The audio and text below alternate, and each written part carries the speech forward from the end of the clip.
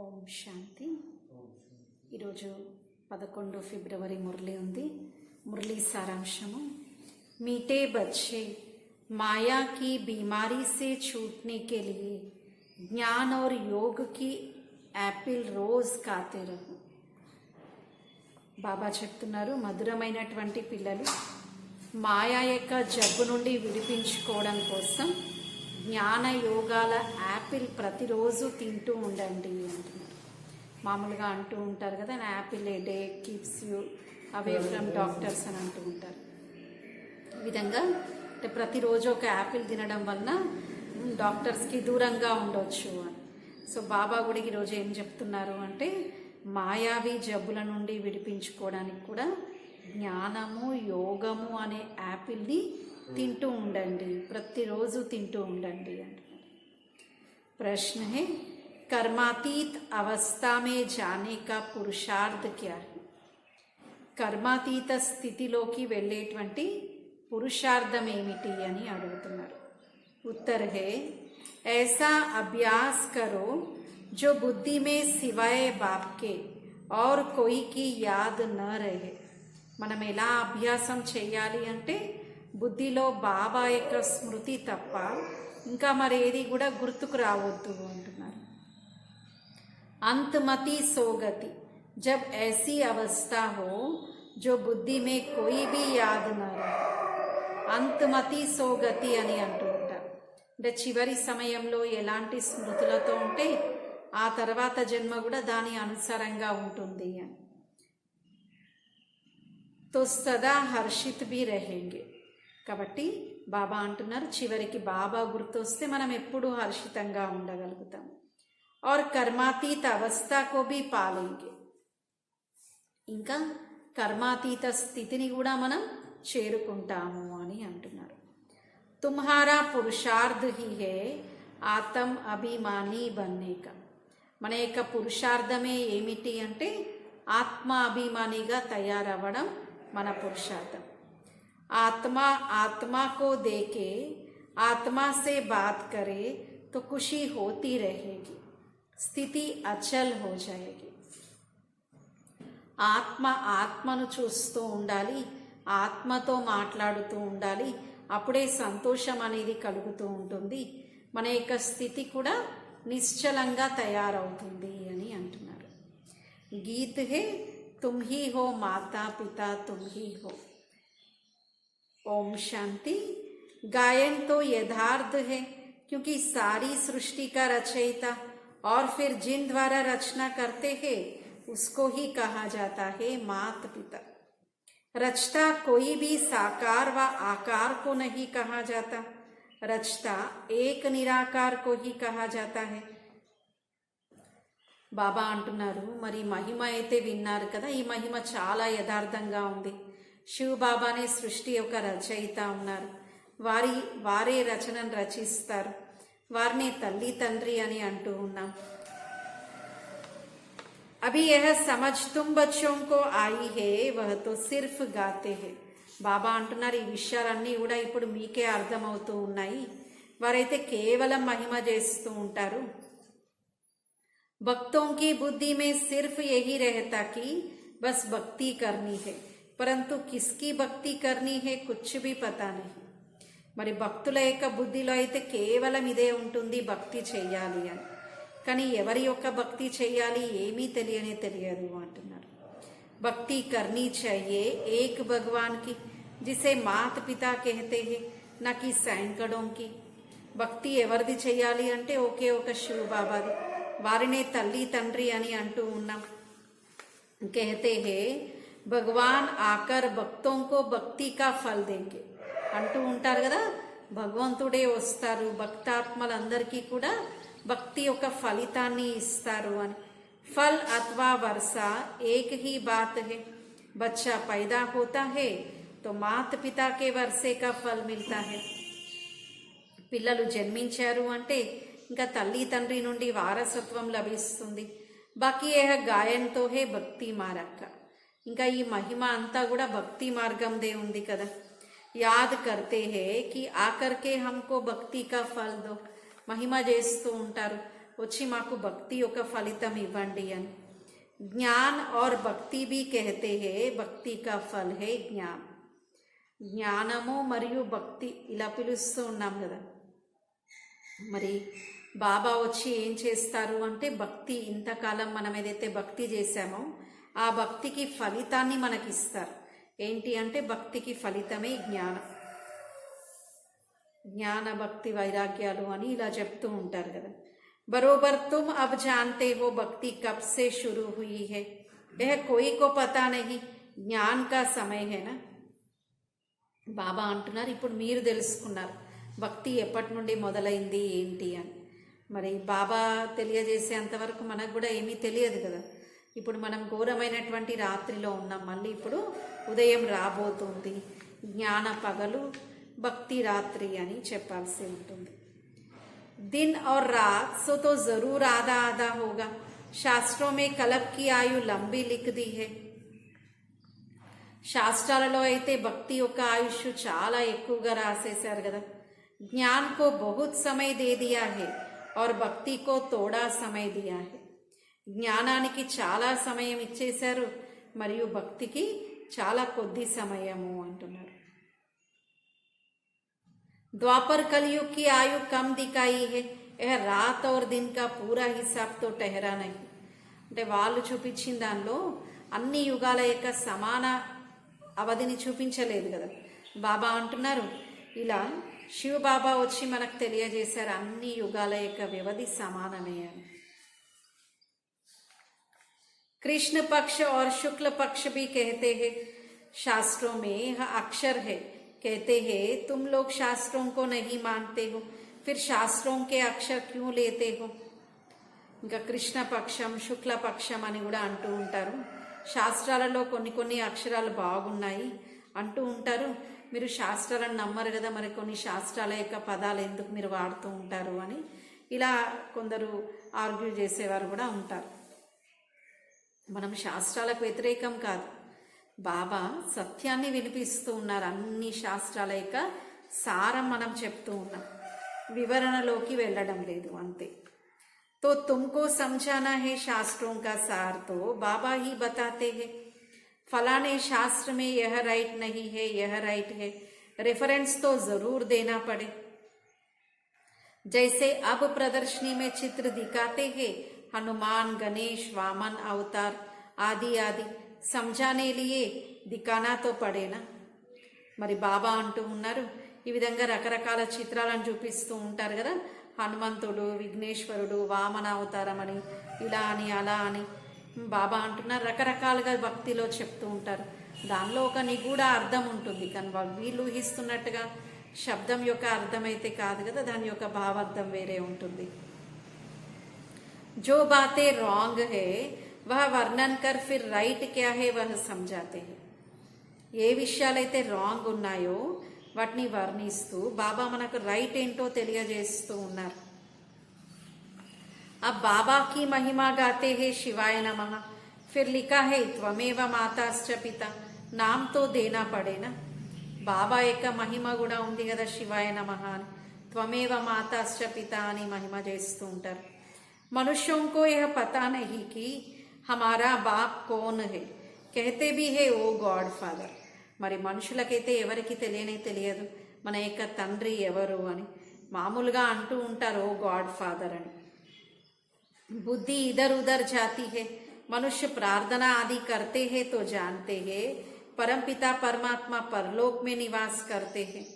మనుషులు రకరకాల ప్రార్థనలు అన్నీ చేస్తూ ఉంటారు, ఇంకా భగవంతుడు పరలోకంలో నివసిస్తారు అని అనుకుంటూ ఉంటారు. ब्रह्मा विष्णु शंकर को याद करेंगे तो बुद्धि सूक्ष्म वतन में जाएगी.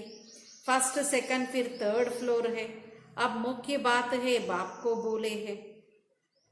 బ్రహ్మ విష్ణు శంకరులను జ్ఞాపకం చేస్తే బుద్ధి సూక్ష్మవతనం వైపు వెళ్తూ ఉంటుంది. ఫస్ట్, సెకండ్, థర్డ్ ఫ్లోర్ ఇలా ఈ 3 లోకాలను బాబా 3 ఫ్లోర్స్తో పోలుస్తూ ఉన్నారు. అబ్ ముఖ్య బాత్ హే బాప్ కో భూలే నహీ.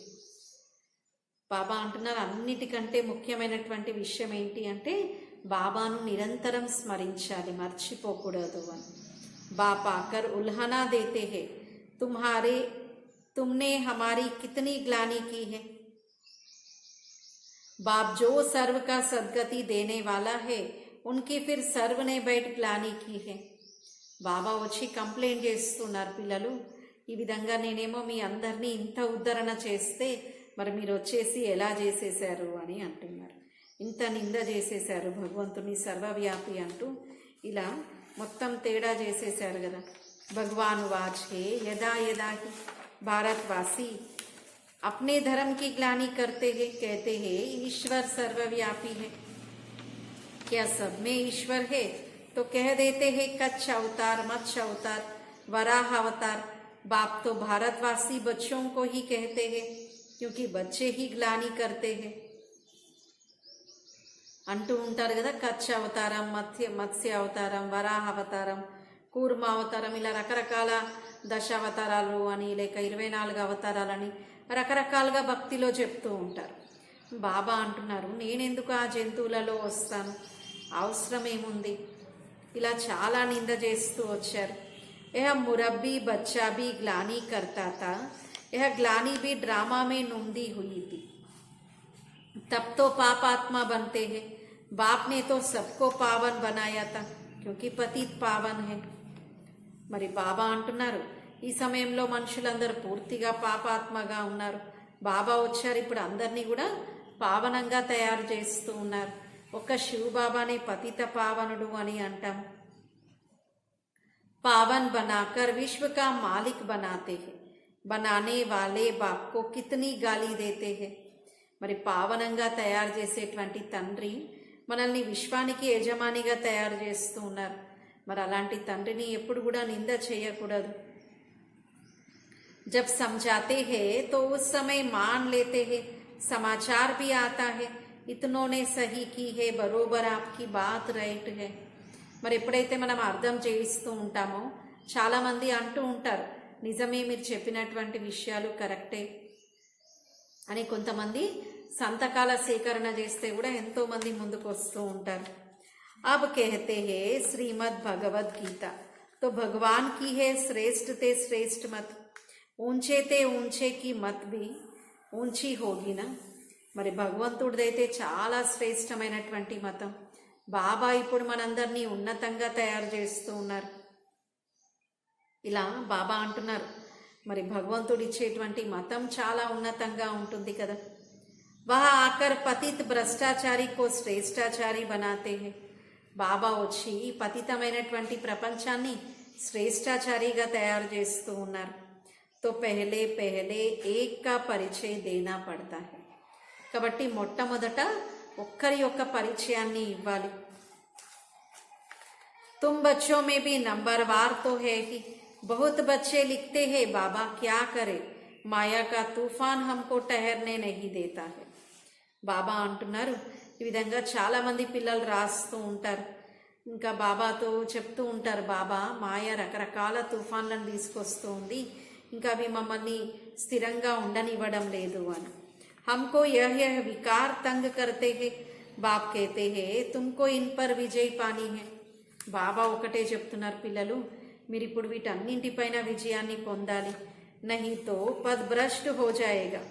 शिक्षक ही अगर ऐसा कुछ काम करेंगे तो जरूर औरों को संशय पड़ेगा कि खुद ही चलन तो ऐसी है. బాబా అంటున్నారు ఇంకా ఎప్పుడు కూడా సంశయంలో రాకూడదు. మరి సంశయంలో వచ్చారనుకోండి ఇంకా వేరే వారికి ఎలా తెలియజేయగలుగుతారు. నేర్పించే వారికే సంశయం వస్తే ఇంకా నేర్చుకునేవారు ఎలా నేర్చుకుంటారు. विकार भी कोई सेमी होता है, रजो तमो हर बात में होता है. सत्युग को सतो ऊंच कुल कहा जाता है. మరి వికారాల్లో కూడా సెమి అని కూడా చెప్పాల్సి ఉంటుంది. రజో తమో ఇలా ప్రతి విషయంలో ఉంటుంది కదా. సత్యుగంని సతో ఉన్నతమైనటువంటిది అని అంటూ ఉన్నాం. कलयुग को तमो नीच कहा जाता है, दुनिया भ्रष्टाचारी कहते हैं. ప్రపంచంలో అయితే చాలా భ్రష్టాచారం చూస్తూ ఉన్నాం. परंतु अपने को कोई भ्रष्टाचारी समझते नहीं है. కానీ బాబా అంటున్నారు ఎవరు కూడా స్వయానికి భ్రష్టాచారిగా ఉంది అని మాత్రం భావించరు. बाप समझाते हैं इस रावण राज्य में एक भी श्रेष्ठाचारी नहीं है. బాబా అర్థం చేయిస్తూ ఉన్నారు, ఈ రావణ రాజ్యంలో ఒక్కరు కూడా శ్రేష్టాచారులు లేనే లేరు అని. समझो कोई से पूछा जाता है ऊंचे ते ऊंचा कौन तो कहेंगे భగవాన్ है. ఒకవేళ ఎవరినైనా అడిగామనుకోండి అందరికంటే ఉన్నతమైన వారు ఎవరు అంటే ఇంకా తప్పకుండా భగవంతుడు అనే చెప్పాలి. उनका ऑक्यूपेशन जानते हो नहीं, या तो कहेंगे सन्यासी ही ऊंच है क्योंकि पवित्र रहते हैं. మరి భగవంతుడి యొక్క ఆక్యుపేషన్ తెలుసా? తెలియదు అంటారు. ఇంకా వారికి తెలిసిందల్లా సన్యాసులు, స్వామీజీలు, ఇంకా సమాజంలో ఏదైనా గొప్ప కార్యం చేసి వెళ్ళినటువంటి గురువులు, వారిని కీర్తిస్తూ వారిని మహిమ చేస్తూ ఒక రకంగా వారిని భగవంతుడు అని కూడా భావిస్తూ ఉంటారు. खुद भी सन्यासियों को फॉलो करते हैं, नमस्ते करते हैं, तो उन्हों से पूछना चाहिए सन्यासियों में भी जरूर कोई ऊंचा होगा. सन्यासी भी भगवान की साधना करते हैं. आजकल तो चित्र भी बहुत बनाए हैं, सबसे ऊंचा परमात्मा को ही रखते हैं. మరి ఈ రోజుల్లో చిత్రాలు కూడా చాలా తయారు చేస్తూ ఉంటారు. మరి సన్యాసులు కూడా భగవంతుడికి గౌరవాన్ని ఇస్తూ ఉంటారు, వారి యొక్క మహిమ చేస్తారు, గుణగానం చేస్తారు. ఎలా చిత్రాలు, విగ్రహాలు ఎంత పెద్ద పెద్దవి ఎలా తయారు చేస్తున్నారో చూస్తూ ఉన్నాం కదా. 100 అడుగులు ఉండేదే గొప్ప అనుకుంటే 200 అడుగులది కూడా తయారు చేస్తూ ఉన్నారు. अब राम व कृष्ण के आगे शिवलिंग रखना भी यह बड़ाई है, नहीं तो वह कोई शिव की पूजा थोड़े ही करते हैं. అంటే రాముడు ముందు కూడా రామేశ్వరంలో రాముడు శివుడి యొక్క పూజను చేశారు అని, గోపేశ్వరంలో శ్రీకృష్ణుడు శివుణ్ణి ఆరాధించారు అని ఇలా కూడా చూపిస్తూ ఉంటారు. బాబా అంటున్నారు వాస్తవంగా సత్యత్రేతాయుగాల్లో అయితే ఎవరు కూడా శివలింగం పెట్టి పూజ చేయలేదు. కాకపోతే ఆ ఆత్మలు సంగమయుగంలో అయితే శివబాబాను జ్ఞాపకం చేశారు కదా, అలా దానికి గుర్తుగా ఆ విధంగా చూపిస్తూ ఉంటారు. तो ऊंचे ते ऊंच निराकार परमात्मा को ही कहा जाता है. जब वह पतित बनते हैं तब पूजने लगते हैं. पतित पावन सर्व का सद्गति दाता, सबका लिबरेटर भी है, अपने साथ सबको ले जाएंगे. మరి ఆ దేవి దేవతలు ఎప్పుడైతే పతితంగా అవుతారో అప్పుడు పూజ చేయడం మొదలు పెడతారు, రాముడైనా కృష్ణుడైనా. కానీ ఆ పూజ్య స్థితిలో అయితే వారు పూజించాల్సిన అవసరమే లేదు. అందుకే అందరికంటే ఉన్నతోన్నతుడు ఎవరు అంటే ఒకే ఒక శివ బాబా ఉన్నారు. బాబానే లిబరేటర్ ఉన్నారు, సర్వుల యొక్క సద్గతి దాత ఉన్నారు, అందరినీ తనతో పాటు తీసుకెళ్లేవారు ఉన్నారు.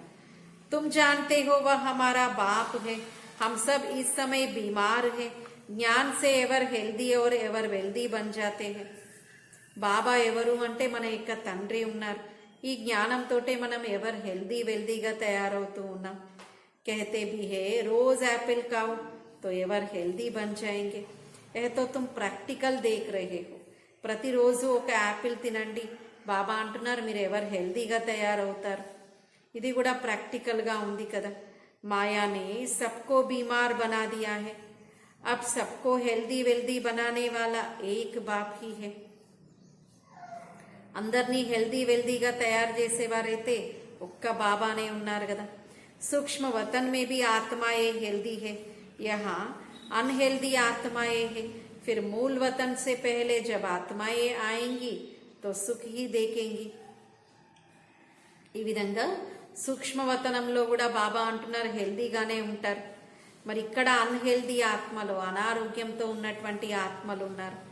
ఇంకా మూలవతనంలోకి ఎప్పుడైతే వెళ్ళిపోతారో మళ్ళీ ఆత్మ తిరిగి వచ్చేటప్పుడు ఆరోగ్యంగా సుఖంగానే కిందికి వస్తుంది కదా.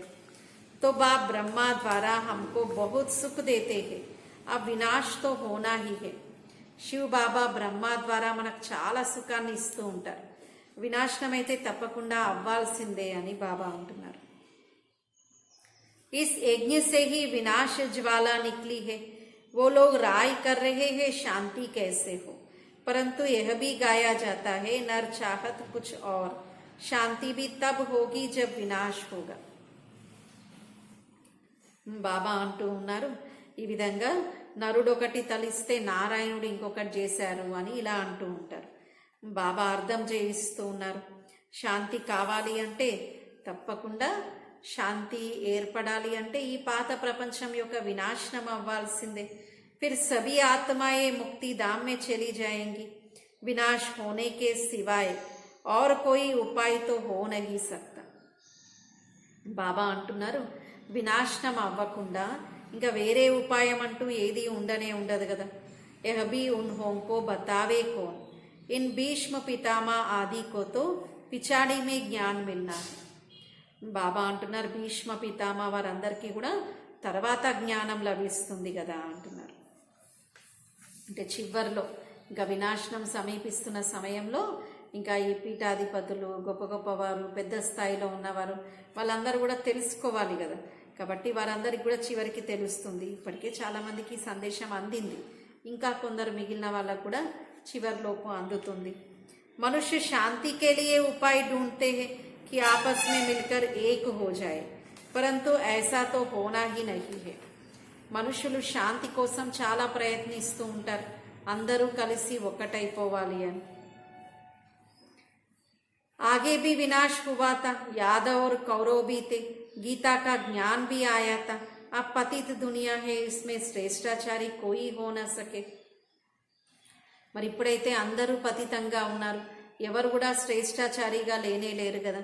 सबसे श्रेष्ठ है लक्ष्मी नारायण, यही सतयुग में राज्य करते थे।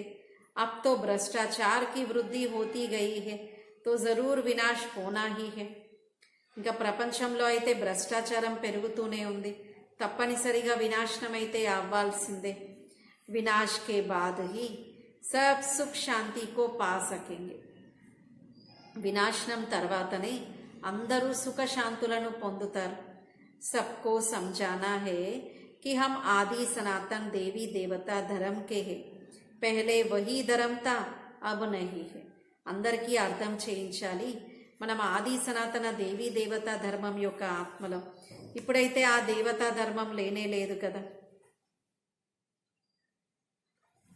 फिर से उसकी स्थापना हो रही है, ఇప్పుడు మళ్ళీ తిరిగి ఆ దేవతా ధర్మం యొక్క పునః స్థాపన జరుగుతోంది। इस समय हम ब्राह्मण है ना कि देवता। जब कोई भाषण करने के लिए स्टेज पर आते हैं तो कुछ न कुछ ख्याल करके विचार करके आते हैं, तो यह है बोलेंगे। మరి ఏదైనా ఉపన్యాస కార్యక్రమం ఉంది అంటే కొంత ప్రిపేర్ అయ్యి వస్తారు కదా, ఇలా ఇలా చెప్తాము ఇలా అని। हमारे बच्चे तो समझते हैं क्या बोलना है। शांति स्थापन करने वाला तो एक ही सर्व का सद्गति दाता बाप है, वही लिबरेटर है। శాంతి స్థాపన చేసేవారైతే సర్వుల యొక్క సద్గతి దాత ఒకే ఒక బాబా ఉన్నారు, బాబానే లిబరేటర్ కూడా ఉన్నారు కదా। యహ సమయ హీ హే సబ్కో వాపిస్ లే జానే కా। మరి ఇప్పుడు ఉన్నటువంటి సమయం ఏమిటి అంటే ఇంకా అందరం తిరిగి ఇంటికి వెళ్ళేదే ఉంది, బాబా వచ్చారు అందరినీ తిరిగి తీసుకెళ్లడం కోసం। బాబా बच्चों से पूछते हैं, बच्चे तुम अपने को सतयुग में चलने के लायक समझते हो, रावण पर विजय पाए हो।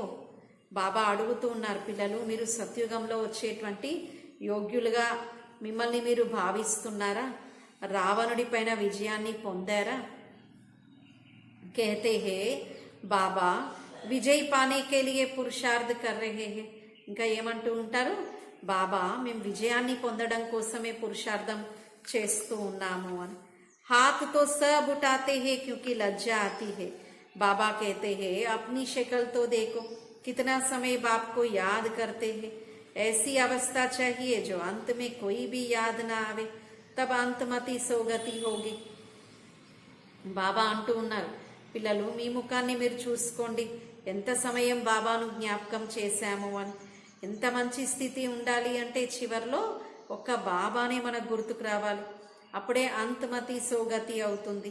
కర్మాతీత అవస్థకే సమీప జా సకేంగే, కర్మాతీత స్థితికి సమీపంగా చేరగలుగుతారు। సదా హర్షిత్ भी तब रह सकेंगे जब दूसरों की सेवा करेंगे।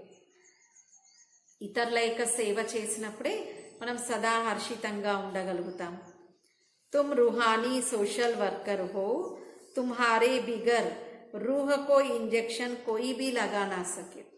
ఇప్పుడు మనం ఎవరము అంటే ఆత్మిక సోషల్ వర్కర్స్ మీ ఉన్నాం, మనం లేకుండా ఎవరు కూడా బాబా అంటున్నారు ప్రపంచంలో మరెవరు కూడా ఈ యొక్క ఆత్మిక ఇంజెక్షన్ జ్ఞాన యోగాల యొక్క ఇంజెక్షన్ ఎవరికి ఇవ్వలేరు అంటున్నారు.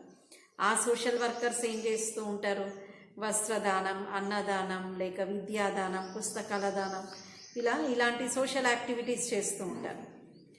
కొంతవరకు వారికి కావాల్సినటువంటి అవసరాలను వీరు పూర్తి చేస్తారు. కానీ అవి ఎలాంటి అవసరాలు అంటే మళ్ళీ అవసరాలు ఏర్పడుతూ ఉంటాయి.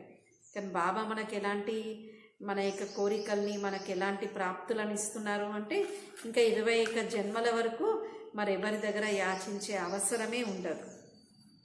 కాబట్టి బాబా అంటున్నారు మీరు కూడా రూహానీ సోషల్ వర్కర్స్ అని. गाया भी जाता है ज्ञान अंजन सदगुरु दिया, आत्मा को अब मालूम पड़ा है कि मुझे सारी सृष्टि के आदि मध्य अंत का జ్ఞాన్ మిల్ గయా హై.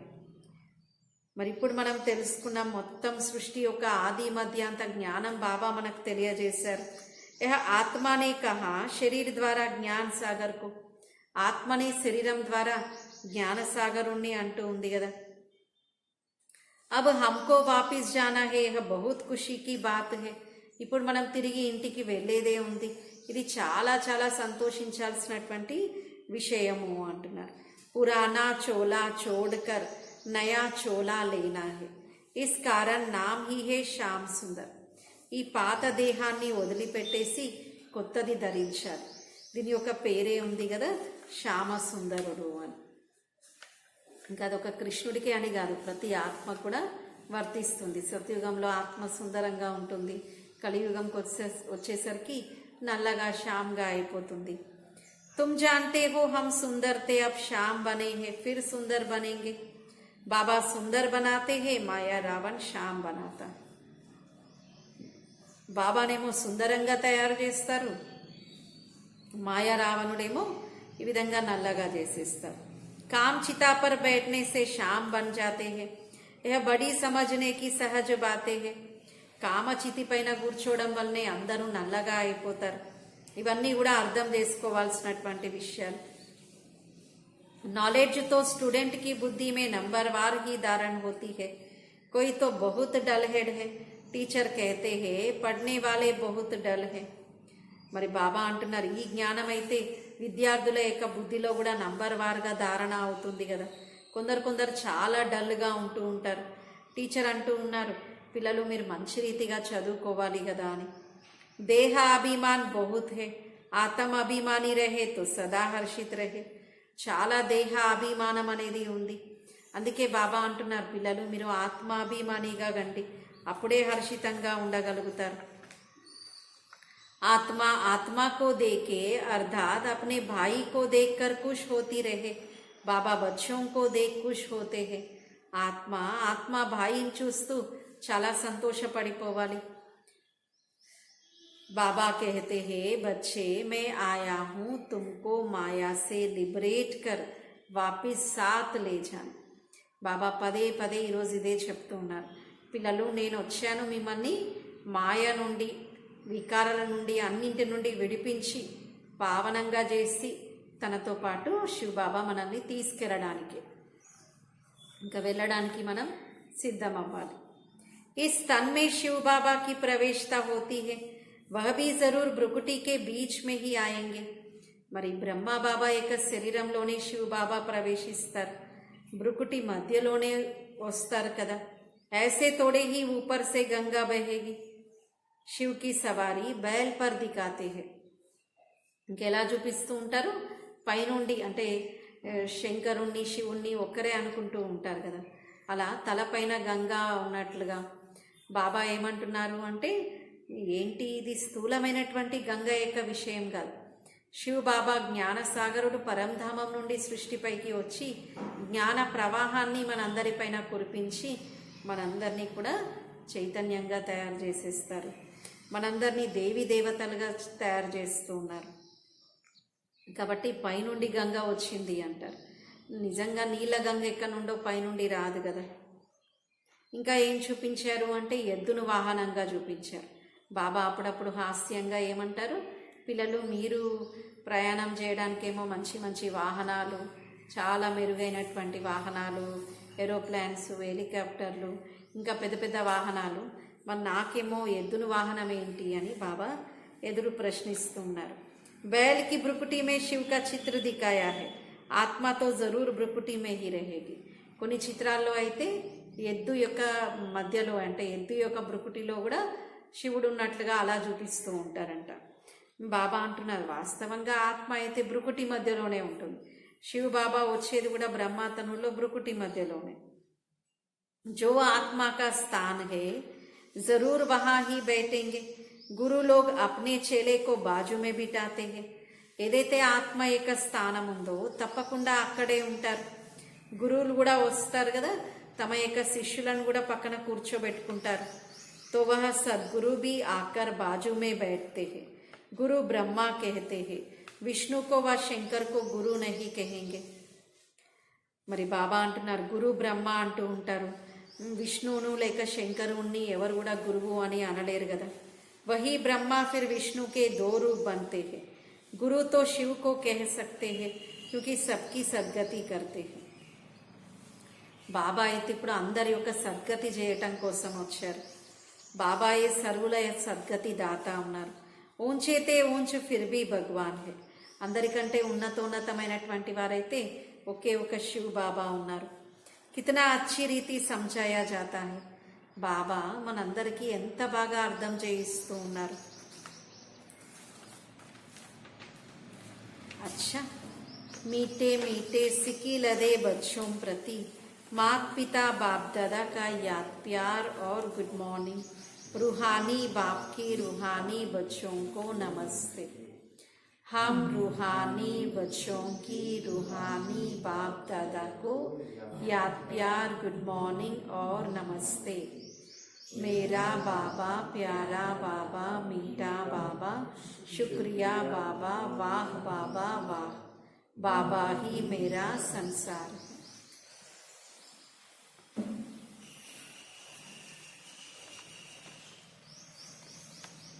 धारणा कोसम फर्स्ट पॉइंट ఉంది.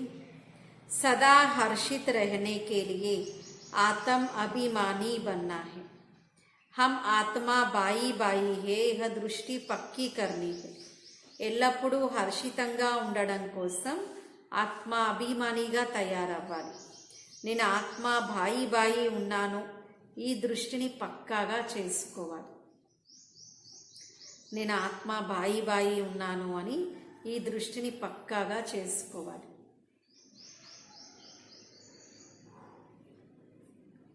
సెకండ్ పాయింట్ ఉంది.